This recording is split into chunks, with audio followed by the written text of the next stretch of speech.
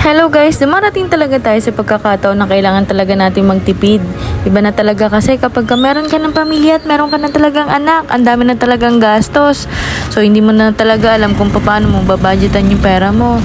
So ito na nga, papasok ako ng opisina. Kung dati-dati, lagi ako naka-move it. Ngayon guys, hindi na po. Nagta-tricycle na ako ngayon. Actually, pa 2 days ko na nagta-tricycle. So ayan, commute lang talaga as in ginagawa ng mga regular employees. Ayan, yung mga typical na lakad dito, lakad doon, ayan, sakay dito, sakay doon, ayan, and then, syempre, nakakapagod at umaga pa lang guys, talagang basang-basa na ang likod at ang kilikili natin sa pawis, kada kakalakad, ano, and then, ayan na nga, andito na nga ako sa sakayan ng van, papunta po ng papunta ng market at ayan na nga 35 pesos nga pala yung pamasahe ko galing Kalawaan papunta ng market. So ayan na nga, habang nananakbo ang aming van, eto na nga, mabuti na nga lang at sa unahan ako na isakay, ano guys, kasi yun yung available space. So ayan, kitang kita ko actually kapag ka nandito ako sa van, feeling ko naman safe talaga ako, sobrang safe kumpara sa nakamotor. Pero ang advantage lang talaga guys sa nakamotor, mabilis ka makakarating sa opisina at saka yung oras mo. Pwede ka pang matulog, marami ka pang pwedeng gawin. Instead na maaga kang babangon, katulad nito, para makapag-commute, kailangan maagang bumangon ka. Pero kapag ka nakamove ka o nakamotor ka, nako guys, promise, alas 7 ang gising ko niyan. Samantalang kapag ka magko-commute ako, anong oras ang gising ko? Siguro mga around 6:30, sin talagang fully awake na ako niyan. So, ayan. At syempre, takot tayo malate, 'di ba? So, actually kagandahan nga pala nito maaga ako nagigising at nagko-commute ako, hindi talaga ako nalilate, mga kapatid. Promise 'yan, hindi ako talaga nalilate. Mas nalilate pa ako kapag ka nakamotor ako kasi nga ang hirap nga kasi minsan mag-book. So, minsan maabot ako ng almost 30 minutes bago makapag-book galing dito sa bahay. Kasi nga kilala or sikat ba tong area namin na talagang matraffic. Pero after guys, nung maayos yung kalsada namin, sa totoo lang, hindi na siya gano'n nagta-traffic. Hindi ko na lang din naman monitor pagdating ng rush hour, pero alam ko hindi na siya gano'n kabigat yung traffic. So ayun na nga, nandito na nga kami sa buting at ayan, dire-diretso na. Actually, malapit na kami niyan. Kasi pagbaba mo ng buting, pag-akit mo ng buting, and then pagbaba mo ng C5, ayan, dire-diretso na lang guys.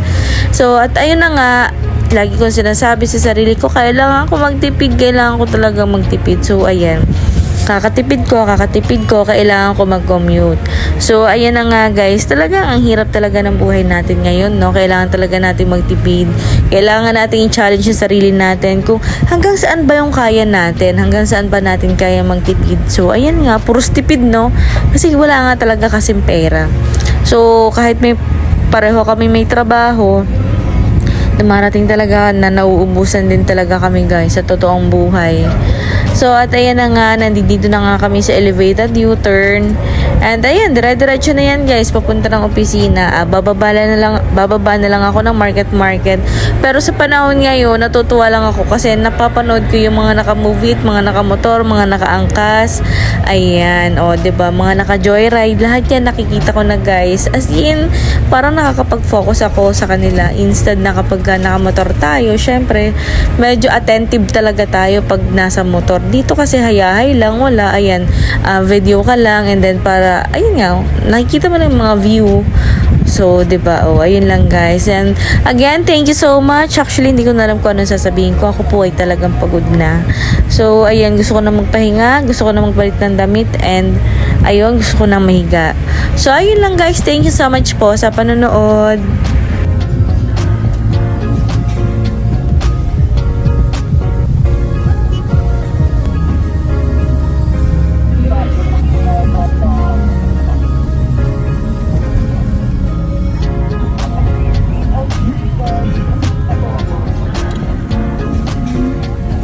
Thank you. Thank you, sir.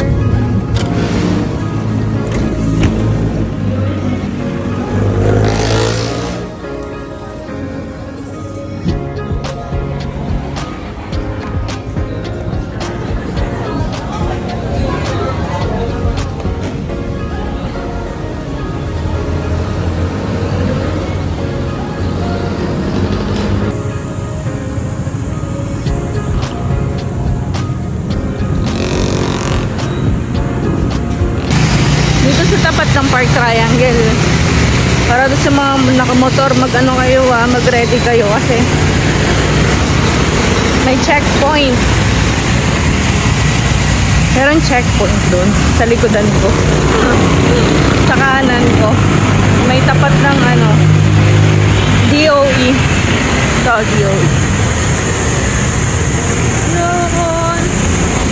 So, yun. Ngayong morning. Ngayon, ngayon lang. It's Thursday. June 18. So, yan. May mga pumapwesto doon. Kaya, i-ready nyo yung mga papers nyo. Kapag naharang kayo, alam nyo na. Wala akong motor, wala akong idea. Pero ayun, may nahuhuli. So, yun. Yun lang, para sa mga nakamotor. Ready nyo yung mga documents nyo at yung mga violations. Alam nyo, mag-violate nyo yung mga rules ng ng kalsada natin. So, yun, ingat-ingat lang. Ayun, haba ng pila dito,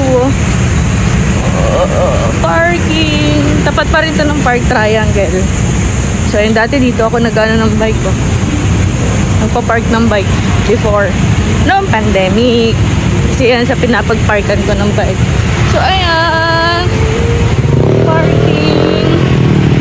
Dito to sa may pangalan nito. Bench Tower. So, ayan. May parking dito. Tapos ito, uptown na to Uptown wall na yan, Yun. Yung blue building na yun. So, ayun lang. Malapit na ako sa office namin, guys. Parang gusto ko na lang maglakad. Mag-commute. Kasi nga, ayun.